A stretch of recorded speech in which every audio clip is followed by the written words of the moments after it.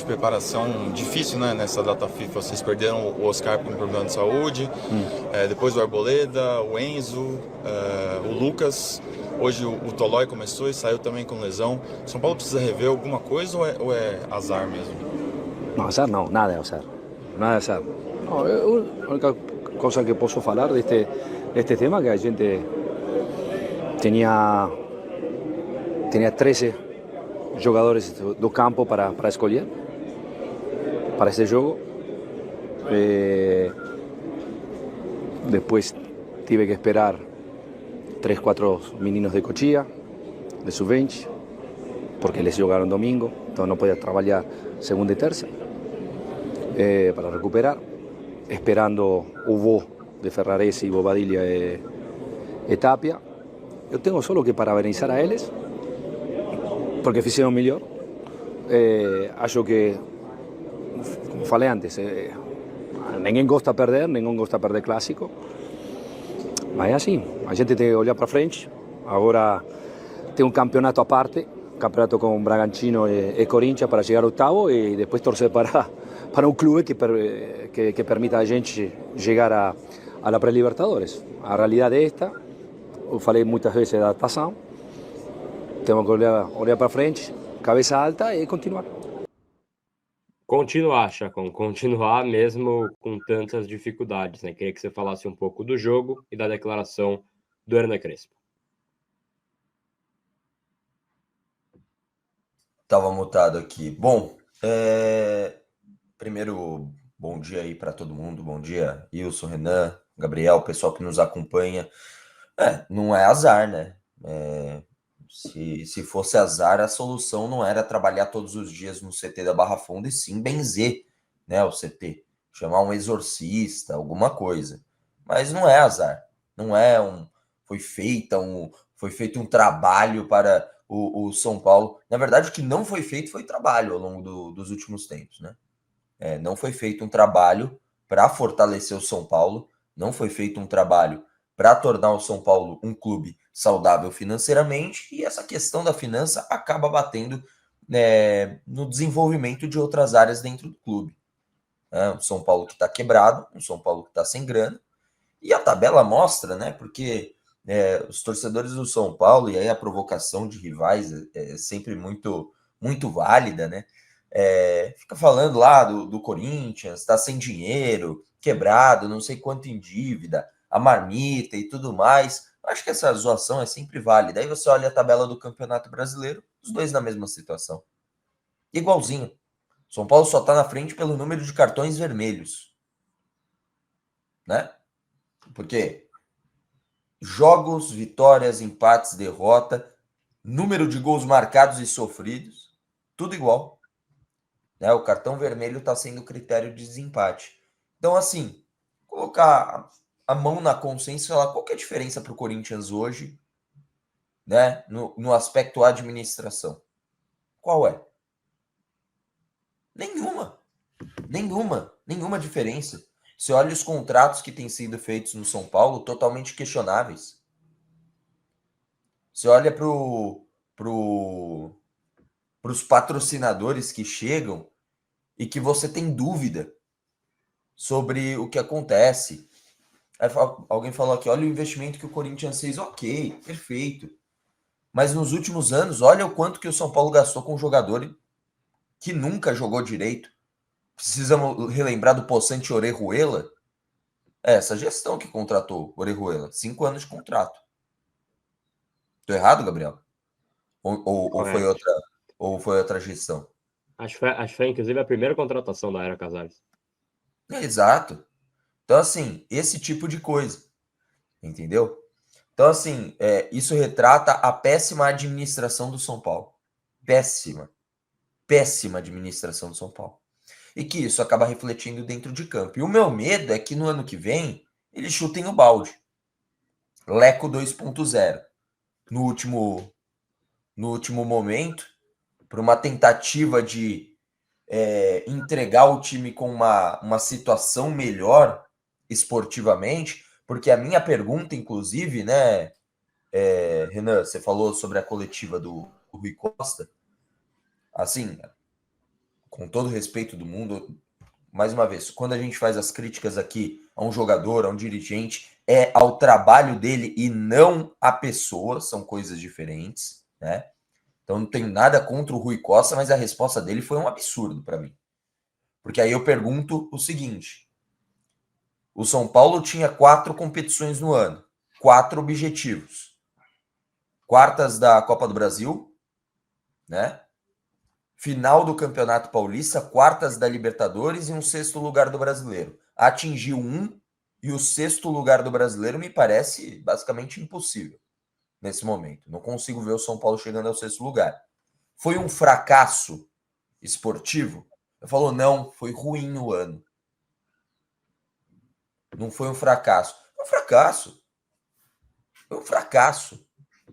Você estabeleceu metas esportivas e financeiras, claro. A meta esportiva, claro que é sempre ganhar, ser campeão. Ninguém tem dúvida disso. Mas você estipula a meta financeira e quando você não bate nas competições, você tem que cobrir vendendo jogador. E o São Paulo tinha uma meta de vendas que já tinha sido atingida há alguns meses e ainda tem a previsão de vender mais agora no final do ano, para cobrir buraco. Então olha a situação que o São Paulo chegou. Insustentável. Insustentável. E aí o pessoal comenta aqui no chat, mas o Casares já chutou o balde, fracassou, a dívida do clube aumentou em 600 milhões. Eu não discordo disso, tá? Mas o meu medo é que chutem ainda mais o balde. Dá um all-in, né, Chacon? Dá um all-in Exato. que vem e faz mais ou menos o que o Corinthians faz. Você perguntou, as duas gestões, as duas são uma merda, as duas são uma bosta. Sim. Mas a do Corinthians, ela extrapola um pouco mais porque elas estão cagando. Elas estão com a dívida lá e elas estão literalmente cagando. Contrata jogador para 1,5 milhão, 2 milhões, 3, 4 milhões. Eles não estão nem aí. Eles não estão nem. A folha salarial do Corinthians é maior que a do São Paulo. Essa é a ligeira diferença. Eu tenho medo que o São Paulo faça isso. É isso. Nesse último ano de gestão. Mas o que eu digo deles serem iguais, Senan, é o padrão de ajeitar a casa. A competência em ajeitar a casa. Porque antes, o ponto era... Eu gosto sempre de relembrar isso, né? Que o Casares fala que ele quis reconectar o torcedor com o clube. Né? Tá aí, reconectado. Torcedor sem esperança nenhuma de algo acontecer positivamente pro São Paulo. Sem esperança nenhuma. E agora era a parte financeira. Só que o São Paulo continua fechando no vermelho. Então você vê como não fecha a conta? Por isso, para mim, as gestões são iguais, com a pequena diferença que uma gasta muito mais, que é do Corinthians, do que do São Paulo. Só que o São Paulo já gasta muito. Já gasta muito, desenfreado. Então, assim, eu tenho realmente o medo que no ano que vem, numa Sul-Americana, porque eu acho bem pouco possível que o São Paulo esteja na Libertadores, tá? Se estiver, para mim, vai ser um acidente de percurso e não algo que mereça aplausos. Vai ser sem querer. Vai ser sem querer. Foi o acesso à Libertadores culposo, né? Quando não há intenção de se classificar. Eu acho que vai ser sem querer uma classificação para a Libertadores. E o meu medo é numa Sul-Americana os caras gastarem muito mais para temos que ser campeões da Sul-Americana. Primeiro que ser campeão da Sul-Americana não gera pontos para a tabela Conmebol pensando no Mundial, no Super Mundial de 2029. E por que é importante o Super Mundial? Grana. E o São Paulo está quebrado. Então, assim, eu acho o futuro do São Paulo muito tenebroso. E tenho medo se não estão fazendo propositalmente para amigos tomarem conta como uma SAF nos próximos anos. Tenho medo se isso não é algo proposital para amigos dos atuais gestores tomarem conta por uma SAF via Galápagos, por exemplo. Porque aí você não consegue pagar Galápagos, o que você faz? Vai ter que fazer alguma negociação. E a negociação pode ser o próprio clube. Mas daí eles têm um ano para isso, né, Chacon?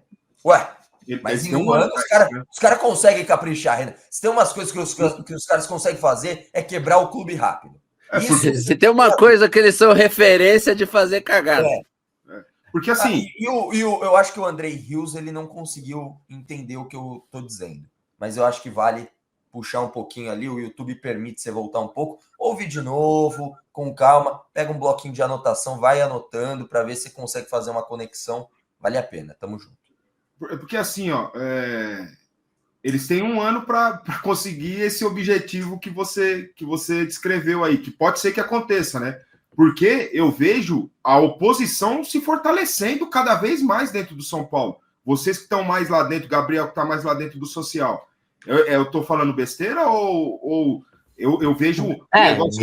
Cria margem, né? Quando a situação tá ruim, a oposição também vai ganhar espaço, é algo natural. Agora, a oposição do São Paulo também é tão ruim quanto a situação. Eu falo com extrema tranquilidade. Os caras que estão hoje na oposição do São Paulo, que formam a chapa de oposição, eles são tão fracos quanto quem tá no poder, e tem até uma frase que é muito verdade, né? Pô, quem tá dentro quer ficar, quem tá fora quer entrar, e ninguém quer dar solução.